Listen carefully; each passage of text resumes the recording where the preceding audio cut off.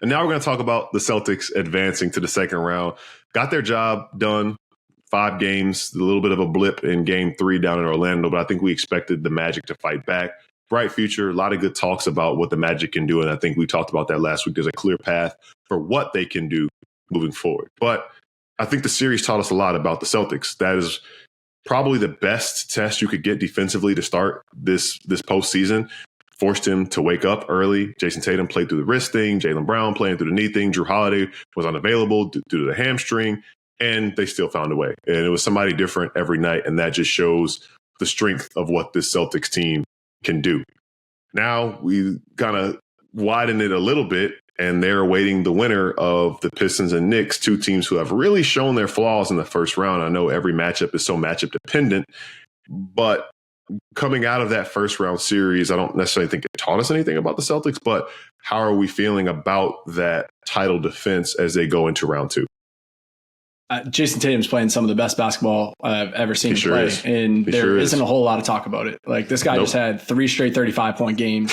That last game first was since really, Bird, right? Yeah, first player since Bird. First time he's done that in his career. And that last game really was like he was done with them. Like, he was like, all right, I'm all set with the Orlando Magic. Let's get him up out of here. Like, just the look in his eye and the shots that he was hitting, and just everything felt so calculated. Like, that is the version of Jason Tatum that we have seen over and over and over again in the playoffs. And that is why he's only ever been eliminated in the first round of the playoffs once in his career. And it was the year that Jaylen Brown wasn't playing. Him and Jaylen, honestly, I was very impressed with the way that they played in that series. Like, that wasn't a great series for Derek White after the first game. It wasn't a huge Peyton Pritchard series after that first game. Like you said, Drew Holiday missed time. KP he couldn't really, he couldn't hit water if he fell out of a boat from 3 for the first, whatever it was, couple games. And they finally started knocking some down. Even those mid-range shots that he usually hits, he couldn't get him to go. But it was Jaylen and Jason over and over and over again. It just felt like that was a reminder that this is different than Celtics teams in the past, where like you could just be physical and push them around, and that's not what they like. They don't want to play tough. Like, that's how they got beat by the Warriors in the NBA Finals in 2022. And this is not that team anymore. Like, JB and JT have been there before. They've been battle tested. They've been through 100 some odd playoff games together, ups, downs, all of that. And, I know we're talking about the 7-seed Orlando Magic here, but that was also the number 2 defense in the NBA all season long. So, I think as like we're watching the Knicks and Pistons go to battle here, I still think the Celtics beat either of those teams in 5 games. I really do. Like, I think that both of those teams they don't match up great with what Boston is trying to do. In Orlando, like, in a weird way, actually matches up better. They're so good at taking away the 3-point line. They're so good at closing out hard, funneling you into the middle of the paint.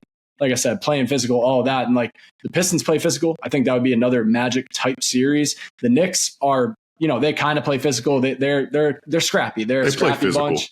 Yeah, that's what they do. They play physical. They're a scrappy bunch, but I really don't think that either of those teams will be able to take away the 3-point line the way that Orlando did. And that was, the biggest difference in keeping that series close, where we've already seen, Boston bomb away against the Knicks over and over and over again in the regular season. So, I don't know if the result of that series has much of an indication on what happens moving forward, but, it's obviously going to be a physical series and a battle no matter who advances. Yeah, for those of you listening, by the way, we did air quotes when we said that they play physical. In theory, the idea of the Knicks playing physical is kind of more than the actual product of them playing physical. They can match it a little bit, but they're not going to impose it. We talked about the Jays. I think it just kind of speaks to growing up, right? 2 guys who were drafted a year apart, and they had the ups and downs and experienced a lot more success and a lot more tests and challenges than most young players would, right? Both guys go to conference finals in their rookie season, albeit in different roles, but that is very rare, especially for top 3 picks. And to have that under their belt by the time it was Jaylen's year 3 and Tatum's year 2, I think that, and we talked about this, we've written about this, we've talked about it on pods, whatever it is. I think because they experienced those heights so early, people expected them to get over the hump right then. And the fact that it took 7 whole years, like, people kind of held like that's crazy, right? Like, so, but now we're getting to the point where like these guys are actually entering their prime years and they know how to win, and they've done it before. and they have the confidence and they're not shaken. And to hear Jason Tatum talk about, like, look, like, we're not defending our title. This is new. This is a new journey. Talk to Joe about it. What we did last year has nothing to do with what we're trying to do this year. And obviously you take those experiences with you, but the fact that they have that mentality and mindset tells me everything that we need to know. They had a year where up and down year where guys are in and out of line, won 61 games. And, thinking about that and what that means for this upcoming series against the Knicks or the Pistons, whoever it is, I think that those are two teams. In a way, the Pistons, I think, kind of funny enough, kind of know who they are a little more than the Knicks do, just because there has been so much change there. And like, there are so many different mouths to feed, so to speak, with, and it's a gift and a curse where, like, it could be OG's night, it could be Cat's night. It's always going to be Jalen Brunson's night. But I think that sometimes you're going into it and not necessarily knowing, where I think that the Celtics, it's like the game kind of has a little more of a flow where you kind of figure it out as the game flows into it, where the Knicks, I kind of feels like they try to predetermine.